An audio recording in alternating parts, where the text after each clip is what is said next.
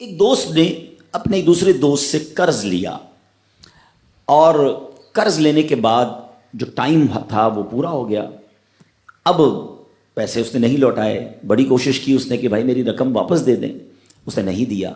اب وہ یہ کیس لے کر عدالت میں چلا گیا اور جج صاحب سے جا کر اس نے کہا کہ اس نے میرے پیسے دینے اور یہ میری رقم نہیں لوٹا رہا.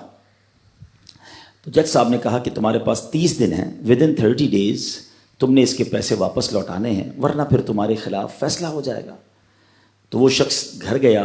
اب اس نے کیا کیا, اس نے صبح سے لے کر شام تک درود پاک پڑھنا شروع کر دیے. 1 دن 2 دن 3 دن 27 دن ہو گئے. وہ درود پڑھتا رہا اور انتظار کرتا رہا. پیسے تو تھے نہیں, 30ویں دن عدالت میں پیش ہونا تھا. 27 دن گزر گئے, 28ویں رات آ گئی.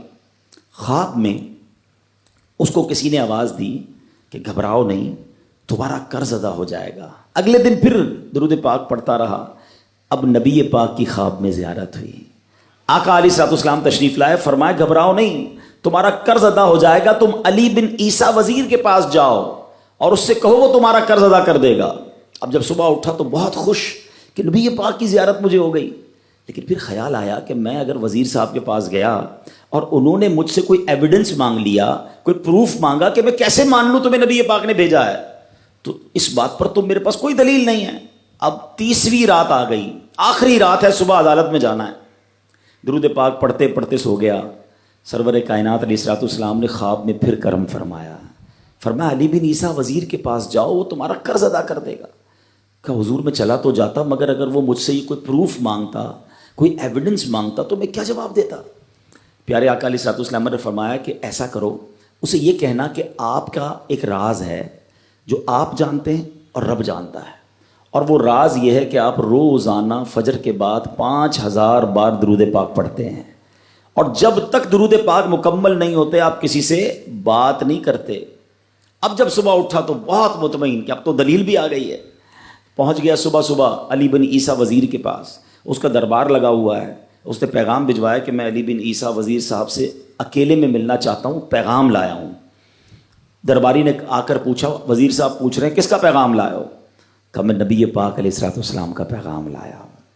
فوراً وزیر صاحب نے بلا لیا. کہا فرمائیے. کہا مجھے میرے آقا علیہ الصلوۃ والسلام نے کہا ہے کہ آپ میرا قرض ادا کر دیں. میں 3000 دینار کا مقروض ہوں. Today is the last day in the court. آج مجھے کورٹ میں پیش ہونا ہے. اگر آج میں نے اپنا قرض ادا نہ کیا تو مجھے جو ہے وہ سزا ہو سکتی ہے. علی بن عیسیٰ کہتا ہے میں بالکل آپ کا قرض تو ادا کر سکتا ہوں, مگر مجھے کیسے پتہ چلے, کوئی دلیل ہے, کوئی پروف ہے کہ آپ کو نبی پاک علیہ الصلوۃ والسلام نے بھیجا ہے؟ کہتا ہے ہاں, خالی ہاتھ نہیں آیا, آقا نے دلیل بھی عطا فرمائی ہے.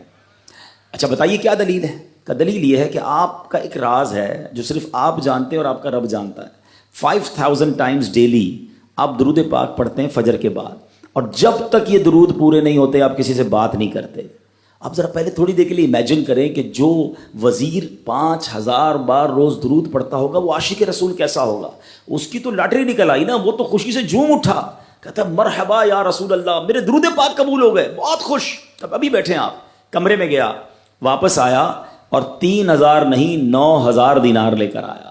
کہتے 3000 تو نبی پاک کا حکم, مرحبا یا رسول اللہ, 3000 اور لیجئے, آپ نے اتنی اچھی خبر مجھے سنائی, اتنا پیارا خواب سنایا, آپ کے قدم میرے گھر تک آئے, اور 3000 مزید لے جائیے, اس سے اپنے بچوں کے لیے کوئی کاروبار شروع کیجئے, اور ایک وعدہ بھی کیجئے, زندگی میں آئندہ جب بھی آپ کو کوئی ضرورت پڑے گی نا, آپ میرے پاس آئیں گے, میں آپ کا بھائی ہوں.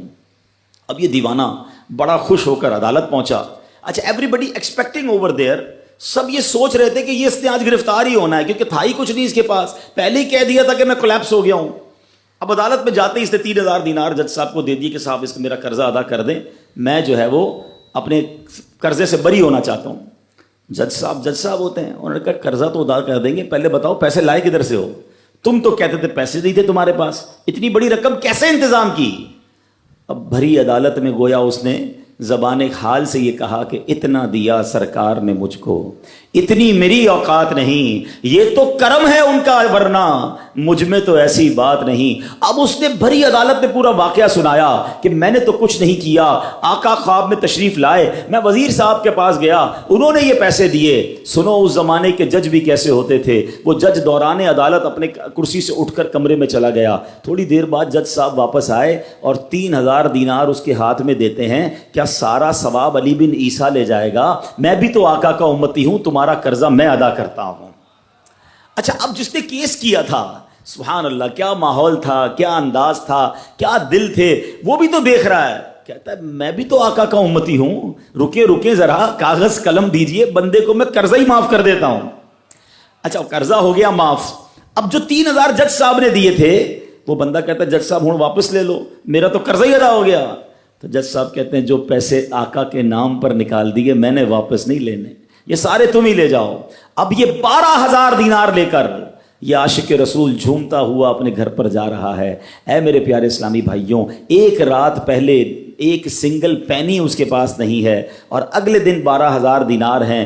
درود پاک وہ وظیفہ ہے جو دل سے پڑھا جائے تو سبحان اللہ یہ مصیبتوں کو ٹالنے والا وظیفہ ہے، یہ پریشانیوں کو دور کرنے والا وظیفہ ہے۔ اور یہ میں نہیں کہہ رہا، خود سرور کائنات علیہ الصلوۃ والسلام کی حدیث ہے جس کا مضمون ہے کہ جو پریشانیوں میں ہو، جو مصیبتوں میں ہو، اس کو چاہیے کہ مجھ پر درود پڑھے، کہ درود پریشانیوں کو لے جاتا ہے، مصیبتوں کو لے جاتا ہے۔ ایک شاعر نے کیا خوب لکھا ہے، اور واقعی حق لکھا ہے، ہر درد کی دوا ہے صلی علی محمد، ہر درد کی دوا ہے صلی علی محمد، تعویذ ہر بلا ہے صلی علی محمد۔ تو ہمیں چاہیے، خاص طور پہ ربیع الاول کا مہینہ ہے، کثرت سے درود پاک پڑھیں۔